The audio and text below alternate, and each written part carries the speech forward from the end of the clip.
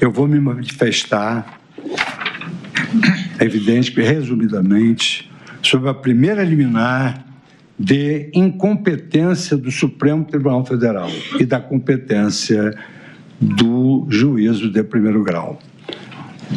Sinteticamente, o que eu vou me referir é que nós não estamos julgando pessoas com prerrogativa de foro. Estamos julgando pessoas que não têm prerrogativa de foro. E destaco que as defesas, por meio das suas petições, argumentam que o Supremo Tribunal Federal é incompetente para julgar a estação penal. O fundamento apontado é a ausência de autoridade com prerrogativa de foro entre os denunciados, consoante a regra claríssima do artigo 102, inciso 1º da Constituição da República. Compete ao Supremo Tribunal Federal, precipuamente, a guarda da Constituição, cabendo-lhe processar e julgar originariamente. Inciso 1º, a linha B. Nas infrações penais comuns, o presidente da República, o vice-presidente, os membros do Congresso Nacional, seus próprios ministros e procurador-geral da República. É sabido que o primeiro pressuposto que um juiz deve observar antes de ingressar na análise da peça inicial, da denúncia ou de uma petição inicial, é verificar se ele é competente. Isso é um pressuposto para o desenvolvimento regular do processo. Somente o juízo competente pode analisar uma ação penal início litis. E aqui, senhor presidente, saltando, porque eu vou juntar o voto, saltando várias lições, cito o professor Calamandrei, que leciona que a obediência à competência estrita da Constituição é um dos pilares do Estado de Direito. Só há jurisdição quando há competência, posto ser a competência um poder e a jurisdição o componente de correlação formal do seu exercício. Assim se pronunciou também o catedrático da Universidade de Roma, o criador do direito processual contemporâneo, Giuseppe Chioveno, em obra aqui citada, quando assenta que a competência em razão da pessoa, ela se estabelece na ratio da isonomia, da igualdade de todos e também levando em consideração a função pública.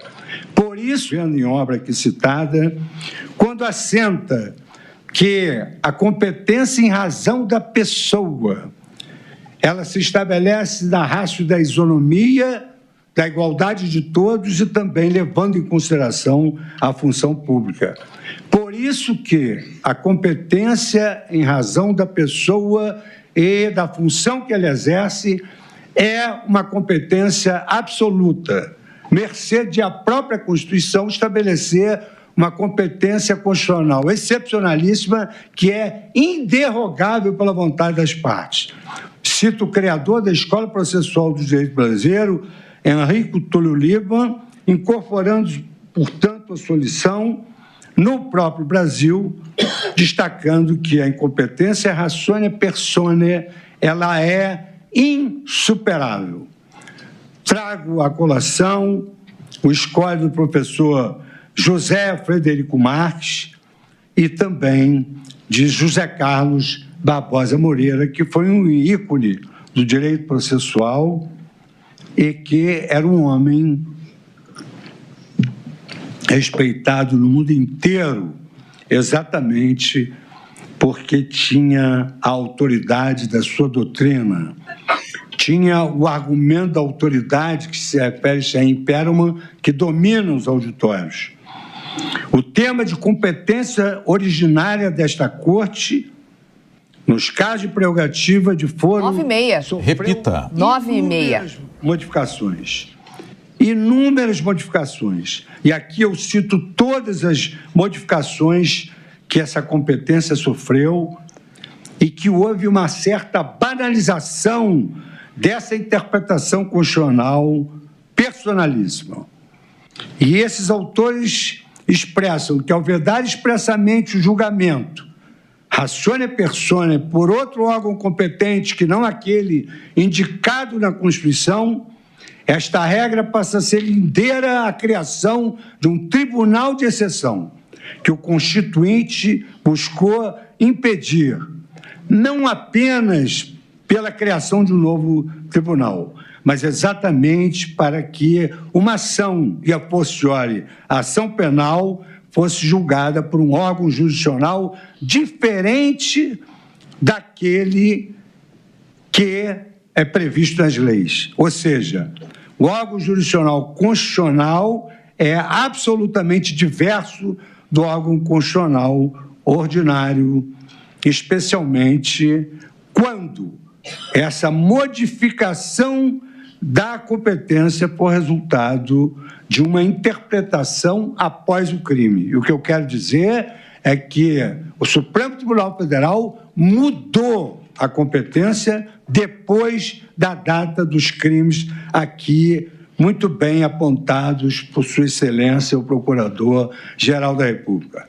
Trago o procurador, como Vossa Excelência é um doutrinador de escola, as lições de Ferraioli, Karl Schwab e outros autores da sua preferência, e destaco, identifica-se assim que a competência absoluta ela não pode ser derrogada sob pena de infringir a garantia do juiz natural. E a garantia do juiz natural cumpre diversas funções no ordenamento brasileiro. Em primeiro lugar, ela assegura a imparcialidade do julgador, evitando que sua designação ocorra por finalidades menos ortodoxas. E ainda é reforço dessa Constituição a independência dos magistrados que não ficam sujeitos a ameaças de afastamento do caso, na hipótese de não seguir eventualmente a determinação de uma maioria ou de seus superiores.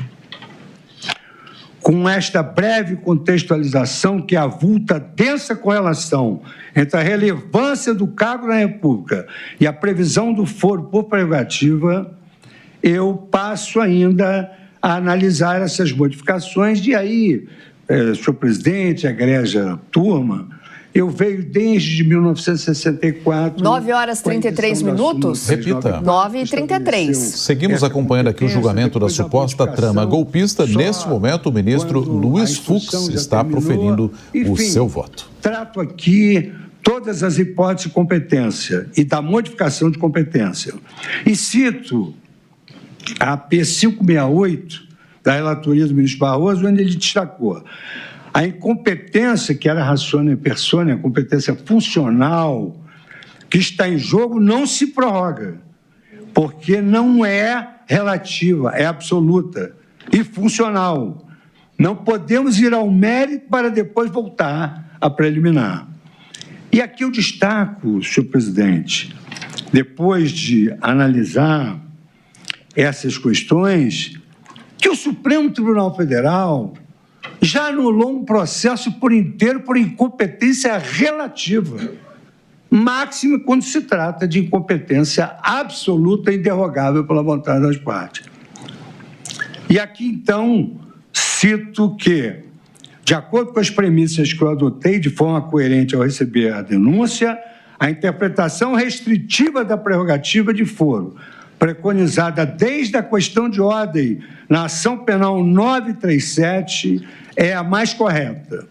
E essa visão é que se alinha ao princípio republicano, que veda o tratamento desigual sem justificativa constitucional. E relembro mais uma vez que presidentes da República já foram julgados no Supremo. Um presidente foi julgado pelo plenário e outro presidente foi julgado em segunda instância. Os fatos imputados aos réus, segundo a denúncia, ocorreram entre 2020 e 8 de janeiro de 2023.